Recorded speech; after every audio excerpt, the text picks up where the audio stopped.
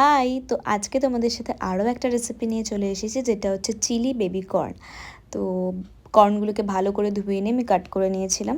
And তারপরে একটা কড়াইয়ের উপরে একটু জল আর সাথে একটু নুন দিয়ে আমি কর্নগুলোকে বয়েল করে নিয়েছিলাম। আর যখন এদিকে কর্নটা বয়েল হচ্ছিল, তার মধ্যে আমি একটা পেঁয়াজ আর কিছু রসুন নিয়ে ভালো করে কুচো কুচো করে কেটে রেখেছিলাম।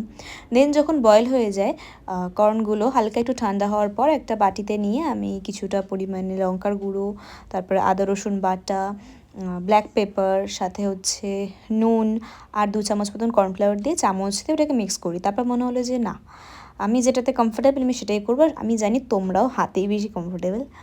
তারপরে ওটাকে ভালো করে মিক্স করার পর মনে হলো যে আমি ঠিক স্যাটিসফাইড হলাম না, তাই জন্য আমি আরও একটু কর্নফ্লাওয়ার দিলাম, দিয়ে ব্যাপারটা এরকম হয়েছিল।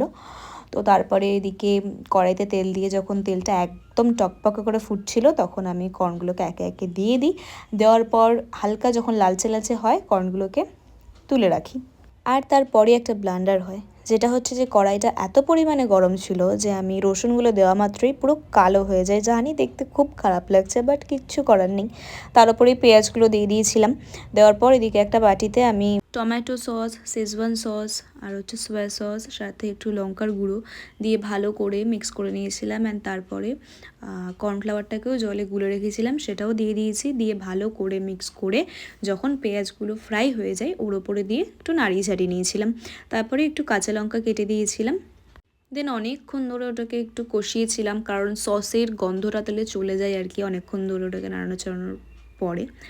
তারপর একটু চিনি দিয়েছিলাম, বিকজ আমি একটু ঝাল ঝাল মিষ্টি মিষ্টি খেতেই পছন্দ করি।